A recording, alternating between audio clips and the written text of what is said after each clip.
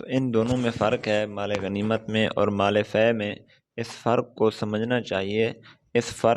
یہ بنیادی فرق ان میں یہ ہے کہ مال غنیمت بھی مسلمانوں کو کفار سے حاصل ہوتا ہے اور مال فے بھی مسلمانوں کو کفار سے حاصل ہوتا ہے۔ لیکن مال غنیمت جو ہے اس مال کو کہتے ہیں کہ کفار سے باقاعدہ لڑائی ہو، کفار لڑیں مسلمانوں سے، مسلمان کفار سے لڑیں، اس کے بعد کفار کو شکست ہو اور کفار کا اموال مسلمانوں کے ہاتھ لگ جائے تو اس مال کو مال غنیمت کہتے ہیں۔ اور جو مسلمان لڑائی کے ارادے سے کفار کے ساتھ لڑائی کے ارادے سے جائیں، کفار کے سامنے لڑائی کے لیے کھڑے ہوں، لیکن اللہ تبارک و تعالیٰ کفار کے دل میں مسلمانوں کی دہشت اور رعب پیدا فرما دیں اور وہ لڑنے کی ہمت نہ کریں، تو لڑائی کے بغیر جو مسلمانوں کو مال حاصل ہو اس کو مال فے کہتے ہیں۔ اور یہ اس کی نظیر موجود ہے تاریخ میں۔ آپ صلی اللہ علیہ وسلم نے جس وقت بنو نذیر کے یہودیوں کا محاصرہ فرمایا تھا، حضرات صحابہ کرام بھی ساتھ تھے، تو تقریباً 15 دن محاصرہ جاری رہا۔ تو 15 دنوں کے بعد ان کو یہ محسوس ہوا کہ اب مسلمان جو ہیں ہم ان کو شکست نہیں دے سکتے۔ تو 15 دن تو وہ اپنے قلعوں میں اور اپنے مکانات میں چھپے رہے، محفوظ رہے۔ بالآخر جب کھانے پینے کی اشیاء ان کے پاس نہیں رہیں، ختم ہو گئیں، تو انہوں نے فیصلہ کیا کہ ہم رسول پاک صلی اللہ علیہ وسلم سے ملاقات کرتے ہیں اور یہ طے کرتے ہیں کہ ہم لڑائی نہیں کرتے، ہمیں یہاں سے جانے دیا جائے۔ چنانچہ ان کے لیے جلا وطنی کا آپ صلی اللہ علیہ وسلم نے اجازت دی کہ اب ان کو جلا وطن کر دیا جائے۔ تو قتل سے بچ گئے، تو وہ تو جلا وطن ہو گئے، چلے گئے۔ ان کے جو اموال تھے، ان کے مکانات تھے، ان کی زمینیں تھیں، ان کے باغات تھے، تو وہ سب کے سب مسلمانوں کو مل گئے۔ تو بغیر لڑائی کے یہ سب کچھ ملا، اس لیے اس مال کو مال فے کہتے ہیں۔ تو یہ ایک وقت تھا مسلمانوں کی خوشحالی کا کہ جب مسلمان رسول پاک صلی اللہ علیہ وسلم کی سرپرستی اور امارت میں اور حضرات خلفائے راشدین کی امارت میں جہاد فی سبیل اللہ کرتے تھے، تو کیسی عجیب شان ہوتی تھی، مسلمانوں کا کیسا خوشحالی کا دور تھا کہ رقبے کے رقبے اور جائیدادیں اور مال و دولت اور سونا اور چاندی اور باغات اور فصلیں، یہ سب کچھ مسلمانوں کو مال غنیمت اور مال فے کے طور پر ملتا تھا۔ مسلمان ایک ہی دن میں، ایک ہی رات میں مالدار ہو جاتے تھے، اور جو مسلمان شہید ہوتے تھے وہ بھی ضائع نہیں ہوتے تھے، بلکہ وہ تو دنیا کے مال و دولت سے بھی زیادہ بہترین جگہ اور دنیا کی جگہوں سے بہترین جگہ، جنت والی جگہ کی طرف چلے جاتے تھے۔ تو مسلمان مجاہد جو رسول پاک صلی اللہ علیہ وسلم کی امارت میں جہاد کے لیے نکلتا تھا، وہ ضائع نہیں ہوتا تھا، شہید ہو جائے تب بھی کامیاب، اور اگر زندہ رہے اور غازی بنے تب بھی کامیاب، تب بھی اس کو مال غنیمت ملے گا۔ تو وہ ایک دور تھا جب مسلمان یہودیوں کا محاصرہ کرتے تھے، جب مسلمان یہودیوں کو نکلنے پر مجبور کرتے تھے۔ اور آج مسلمانوں کی پستی کا وہ دور ہے کہ جب مسلمان جہاد سے دور ہٹے تو آج یہودیوں نے گھیرا ڈالا ہوا ہے۔ آج کشمیر میں ہندوؤں نے مسلمانوں پر کرفیو لگایا ہوا ہے اور مسلمانوں کو محصور کیا ہوا ہے۔ تو یہ مسلمانوں کی جہاد سے دوری ہے۔ تو بہرحال اللہ رب العزت نے ایک تو مال فے کے بارے میں ان آیات کے اندر بتایا، اور دوسرا ان مال فے کے مصارف کے بارے میں بتایا۔ اور مال فے کے جو مصارف ہیں ان میں سے پہلا مصرف اللہ رب العزت کی ذات کہ فللہ، کہ مال فے اللہ تعالیٰ کے لیے ہے۔ اللہ تعالیٰ کا کیا مطلب جو اللہ تبارک و تعالیٰ کی خوشنودی کے راستے ہیں ان میں خرچ کیا جائے گا۔ اللہ رب العزت جن راستوں میں خرچ کرنے سے خوش ہوتے ہیں تو ان راستوں میں اس مال فے کو خرچ کیا جائے گا۔ اور مال فے کو مال فے کیوں کہتے ہیں؟ فے کا معنی ہوتا ہے لوٹنا، چونکہ یہ مال اصل میں اللہ تبارک و تعالیٰ کی ملک ہے۔ اللہ نے جو ہمیں مال دیا ہے، ہم مسلمانوں کو دیا ہے یا کافروں کو، یہ اصل میں اللہ رب العزت کی ملک ہوتا ہے۔ اللہ رب العزت ہمیں عارضی طور پر مالک بناتے ہیں۔ تو ایک آدمی جو کافر ہے، اللہ رب العزت جب اس کو مال کا مالک اللہ نے بنایا، اس کو چاہیے تھا کہ شکرانے کے طور پر ایمان لے آتا، لیکن کافر جو ہے وہ ایمان بھی نہ لایا اور مسلمان حکومت کے ماتحت بھی نہ رہا جزیہ دے کر، بلکہ الٹا مسلمانوں سے اس نے لڑائی کے لیے تیار ہو گیا، تو اب اس کو سزا یہ ہے کہ جب اس کو لڑائی میں شکست ہوتی ہے تو اس سے مال واپس اللہ رب العزت کی ملک میں ہی واپس لوٹ جاتا ہے اور کافر کی ملک سے نکل جاتا ہے، اللہ رب العزت کی ملک کی طرف ہی لوٹ جاتا ہے۔ اسی کو قرآن پاک نے کہا فَلِلَّهِ، وہ مال فے اللہ رب العزت کے لیے ہے، وَلِلرَّسُولِ، اور رسول پاک صلی اللہ علیہ وسلم کے لیے ہے۔ آپ صلی اللہ علیہ وسلم بھی اس مال فے میں سے اپنے لیے لے سکتے ہیں، وَلِذِي الْقُرْبَى، اور رسول پاک صلی اللہ علیہ وسلم کے رشتہ داروں کے لیے ہے، چونکہ آپ صلی اللہ علیہ وسلم کے جو رشتہ دار ہیں انہوں نے آپ صلی اللہ علیہ وسلم کا ساری زندگی تبلیغ اسلام کے سلسلے میں آپ صلی اللہ علیہ وسلم کی جو کوششیں قربانیاں ہیں ان میں آپ صلی اللہ علیہ وسلم کے رشتہ داروں کی بھی قربانیاں شامل ہیں، ان کی بھی کوششیں شامل ہیں، ان کا بھی رسول پاک صلی اللہ علیہ وسلم کے ساتھ تعاون شامل ہے، اس لیے مال فے میں سے ان کو بھی حصہ دیا جائے گا۔ اور اسی کے ساتھ ساتھ جب رسول پاک صلی اللہ علیہ وسلم اس دنیا سے تشریف فرما گئے تو اس وقت جس طرح رسول پاک صلی اللہ علیہ وسلم کا حصے والا جو مصرف ہے وہ نہیں رہا، تو جو آپ صلی اللہ علیہ وسلم کے رشتہ دار ہیں وہ بھی ان کا حصہ بھی ختم ہو جائے گا۔ البتہ اگر آپ صلی اللہ علیہ وسلم کے رشتہ داروں میں سے کوئی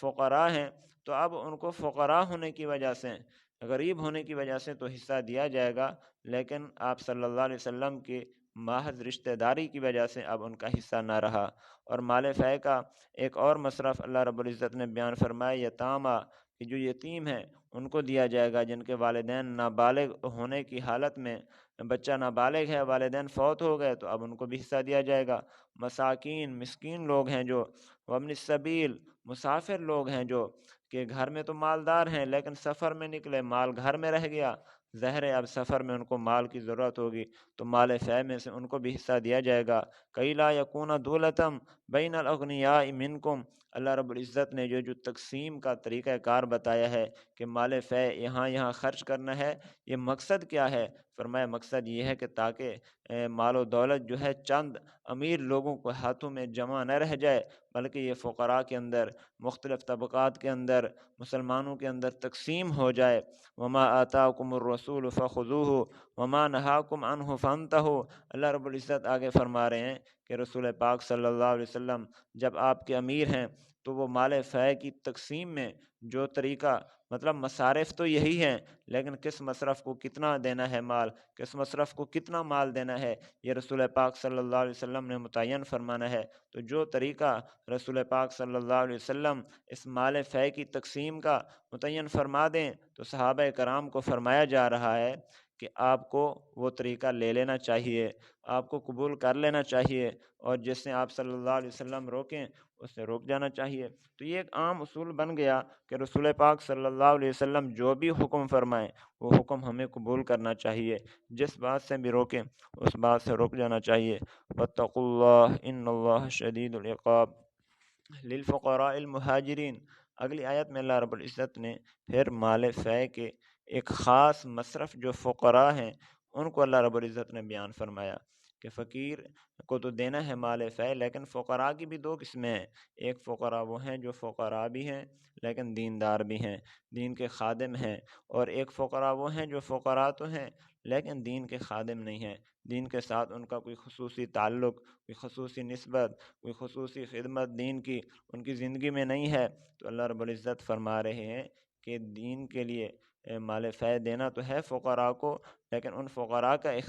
فقراء کو اختیار کیجئے جو فقراء بھی ہیں اور مہاجر فی سبیل اللہ بھی ہیں۔ اللہ رب العزت کے دین کی خاطر انہوں نے ہجرت کی، اپنا گھر بار چھوڑا۔ مراد کون ہیں؟ مکہ کے وہ مہاجر صحابہ کرام جو مکہ سے اس لیے جنہوں نے اپنا گھر بار چھوڑا کہ رسول پاک صلی اللہ علیہ وسلم کا ساتھ دینے کے لیے، دین اسلام کے مطابق زندگی گزارنے کے لیے، ان کو اخرجوا من دیارہم، ان کو ان کے گھروں سے نکالا گیا، واموالہم، ان کے اموال سے ان کو جدا کیا گیا، یبتغون فضلا من اللہ ورضوانا، ان کا صرف ایک ہی مقصد تھا یہ سب کچھ چھوڑنے کا کہ وہ اللہ کی رضا کے طلبگار تھے۔ اولئک هم الصادقون، اس مقصد میں وہ سچے تھے، منافق نہیں تھے، جھوٹے نہیں تھے۔ تو اللہ رب العزت نے ان صحابہ کرام کی سچائی کی گواہی خود قرآن پاک میں دی ہے۔ تو اللہ رب العزت نے ان فقراء کو بیان فرمایا ہے کہ جب بھی صدقہ خیرات کریں، مال فے تقسیم کریں تو ان فقراء کو دیں جو دین کے خادم ہیں، تو اس سے دین کی خدمت کا بھی آپ کو ثواب ملے گا، اور مال فے اور صدقہ عشر زکوٰۃ کی تقسیم کا بھی آپ کو ثواب ملے گا۔ آج کل اس کی مثال مدارس کی ہے کہ مدارس میں جو لوگ پڑھتے ہیں پڑھاتے ہیں وہ بھی فقیر ہوتے ہیں، وہ صاحب نصاب نہیں ہوتے۔ فقیر اس کو کہتے ہیں کہ جس کے پاس مال و دولت بالکل نہ ہو، یا ہو تو اتنا نہ ہو کہ خود اس پر زکوٰۃ یا عشر فرض ہو، خود اس پر زکوٰۃ فرض نہ ہو، تو اس کو فقیر کہتے ہیں۔ تو مدارس کے طلباء علماء بھی عموماً ایسے ہی ہوتے ہیں، غریب لوگوں کے بچے ہی عام طور پر مدارس میں آتے ہیں۔ تو آج کل یہ بہترین مصرف ہیں قرآن پاک کے مطابق، ان کے اوپر اگر ہم مال فے خرچ کریں گے، عشر زکوٰۃ کا پیسہ خرچ کریں گے تو ہمیں ڈبل ثواب ملے گا۔ تو اللہ رب العزت نے اگلی آیت میں پھر ان مہاجر صحابہ کو جنہوں نے ٹھکانہ دیا، انصاری صحابہ جو مدینہ کے رہنے والے ہیں، اللہ رب العزت نے ان کی تعریف فرمائی کہ یحبون من ہاجر الیہم، کہ جو مہاجر صحابہ ان کی طرف ہجرت کر کے گئے تو انہوں نے ان کا بہترین استقبال کیا، ان کے ساتھ محبت فرمائی۔ ولا یجدون فی صدورہم حاجۃ مما اوتوا، اور فرمایا کہ انہوں نے اپنے دل میں کوئی تنگی نہیں ان کے لیے پیدا کی، بلکہ جب مال غنیمت تقسیم ہو رہا تھا آپ صلی اللہ علیہ وسلم نے دونوں کو بلایا، مہاجر صحابہ کو بھی، انصار صحابہ کو بھی، تو تقسیم میں حق دونوں کا تھا، انصار کا بھی تھا، مہاجرین کا بھی تھا۔ آپ صلی اللہ علیہ وسلم نے ان سے اجازت مانگی کہ آپ انصاری ہیں، آپ کا گھر بار یہاں سب کچھ ہے، اگر آپ اجازت دیں تو میں آپ کے حصہ بھی ان مہاجر صحابہ کو دے دوں مال غنیمت میں سے۔ تو انہوں نے اتنا خوشی سے اس کو قبول فرمایا اور اپنا حصہ اتنا خوشی سے چھوڑ دیا کہ اللہ رب العزت نے ان کی اس کیفیت کو، خوشی والی کیفیت کو بیان فرمایا کہ ایسے انہوں نے اپنا حصہ چھوڑا کہ گویا ان کو ضرورت ہی نہ تھی مال لینے کی۔ حالانکہ انصار صحابہ میں غریب صحابہ بھی تھے، جس طرح مہاجر صحابہ کرام میں غریب صحابہ تھے، انصاری بھی غریب تھے، لیکن انہوں نے اس طرح اپنے حصے سے دستبردار ہوئے گویا کہ ان کو ضرورت ہی نہیں ہے پیسے کی۔ وَيُؤْثِرُونَ عَلَىٰ أَنفُسِهِمْ، اللہ رب العزت فرماتے ہیں کہ یہ جو صحابہ کرام ہیں، انصاری صحابہ جو مدینہ میں رہنے والے ہیں، انہوں نے مہاجر صحابہ کے لیے ایسے بہترین ان کا سلوک کیا کہ ہر چیز میں اپنے اوپر ان مہاجرین کو وہ ترجیح دیتے تھے۔ وَلَوْ كَانَ بِهِمْ خَصَاصَةٌ، اگرچہ خود تنگی کی حالت میں ہوتے تھے لیکن مہاجر صحابہ کو خوش رکھتے تھے، اگرچہ خود جو ہے پریشانی کی حالت میں ہوتے تھے لیکن مہاجر صحابہ کو خوش رکھتے تھے۔ اپنی زمینوں میں سے زمینیں دی مہاجر صحابہ کو، اپنے مکانات میں سے مکانات دیے، اپنی تمام چیزوں میں سے کچھ نہ کچھ حصہ ضرور مہاجر صحابہ کرام کو انہوں نے دیا۔ تو جنہوں نے ہجرت کی، اللہ رب العزت نے پھر ان میں بھی برکت ڈالی کہ جب وہ مکہ سے ہجرت کر کے مدینہ آئے تو اللہ نے مدینہ میں جہاد کا حکم نازل فرمایا۔ جہاد کے لیے اللہ نے، جہاد والے راستے کے ذریعے اللہ نے ان کو مال غنیمت بہت سارا عطا فرمایا، مال فے عطا فرمایا۔ تو اس سے اللہ رب العزت نے وہ جو ہجرت کی وجہ سے